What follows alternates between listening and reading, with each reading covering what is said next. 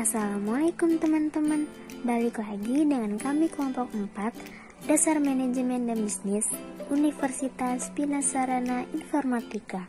Di pertemuan kali ini kita akan membahas materi mengenai perusahaan dan lingkungan perusahaan. Yuk langsung aja kita simak. Nah, yang pertama ada pengertian perusahaan. Apa sih pengertian perusahaan? Perusahaan adalah suatu unit kegiatan yang melakukan aktivitas pengolahan faktor-faktor produksi untuk menyediakan barang dan jasa bagi masyarakat, mendistribusikannya, serta melakukan upaya lain dengan tujuan memperoleh keuntungan dan memuaskan kebutuhan masyarakat. Setiap perusahaan senantiasa mempunyai cita-cita ideal yang hendak dicapai. Cita-cita tersebut akan diperjuangkan agar jati dirinya jelas, yakni citra nilai dan kepercayaan perusahaan. Citra nilai dan kepercayaan ideal disebut visi perusahaan.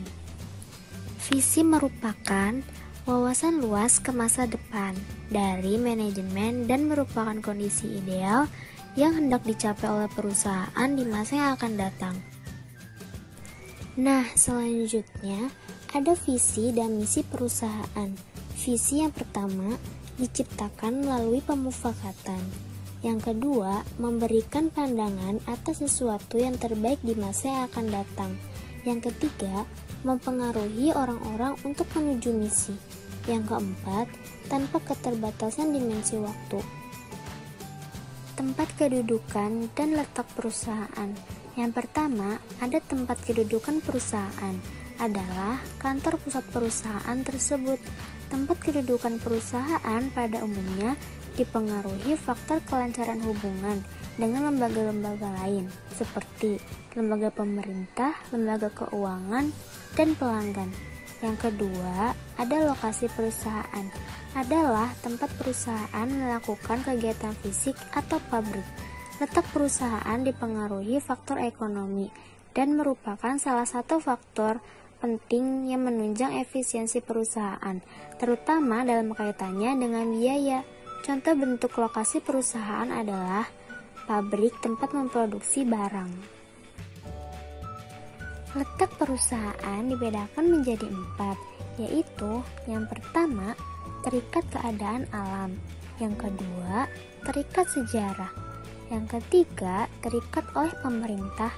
Yang keempat, dipengaruhi oleh faktor-faktor ekonomi.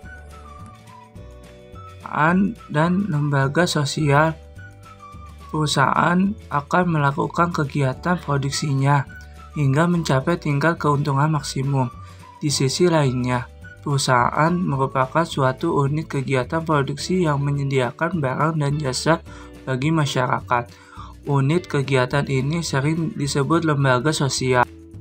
Tujuan pendirian perusahaan. Yang pertama, tujuan ekonomis, berkenaan dengan upaya perusahaan untuk mempertahankan eksistensinya. Contoh, menciptakan laba dan menciptakan pelanggan. Menjalankan upaya pengembangan dengan memusatkan perhatian pada kebutuhan masyarakat dalam hal produk yang diinginkan, kualitas, harga, dan sebagainya. Yang kedua, tujuan sosial. Perusahaan sebagai sistem. Sistem adalah suatu kesatuan dari unit-unit yang saling berinteraksi baik secara langsung maupun tidak langsung dalam rangka mencapai tujuan tertentu.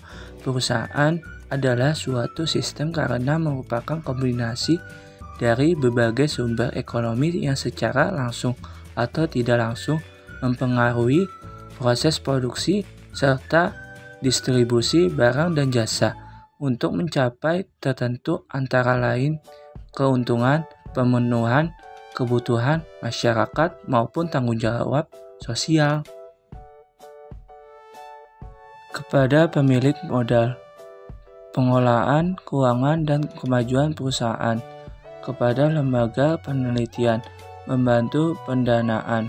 Kepada pekerja, membayar gaji dan memenuhi fasilitas kerja. Kepada konsumen, menyediakan barang dan jasa yang bagus. Kepada perantara, memberi imbalan atas jasa mereka.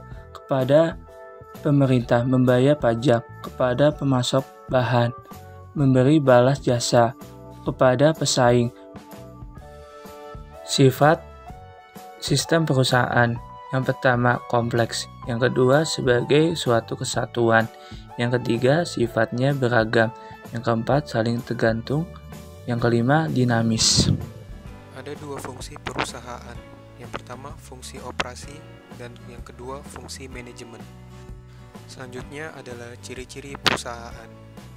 Yang pertama adalah operatif, yang kedua adalah koordinatif, yang ketiga reguler, dan selanjutnya adalah yang keempat dinamis, yang kelima formal, yang keenam lokasi, dan yang terakhir adalah pelayanan bersyarat. Lingkungan perusahaan. Lingkungan perusahaan ini meliputi yang pertama, lingkungan eksternal. Lingkungan eksternal adalah faktor-faktor di luar dunia usaha yang mempengaruhi kegiatan perusahaan. Contohnya, lingkungan eksternal mikro dan lingkungan eksternal makro. Yang dimaksud dengan lingkungan eksternal mikro adalah lingkungan eksternal yang berpengaruh langsung terhadap kegiatan usaha. Contohnya, pemasok atau bisa disebut dengan supplier, yaitu yang menunjang kelangsungan operasi perusahaan. Yang kedua, perantara atau distributor. Itu misalnya distributor pengecer yang berperan dalam pendistribusian hasil produksi ke konsumen. Yang ketiga itu teknologi. Teknologi ini yang berkaitan dengan perkembangan proses kerja, peralatan, mode. Kemudian yang keempat kita ke pasar. Pasar itu sebagai sasaran produk yang dihasilkan perusahaan. Kemudian lingkungan eksternal mikro adalah lingkungan eksternal yang berpengaruh tidak langsung terhadap kegiatan usaha. Contohnya, keadaan alam, sumber daya alam, dan lingkungan.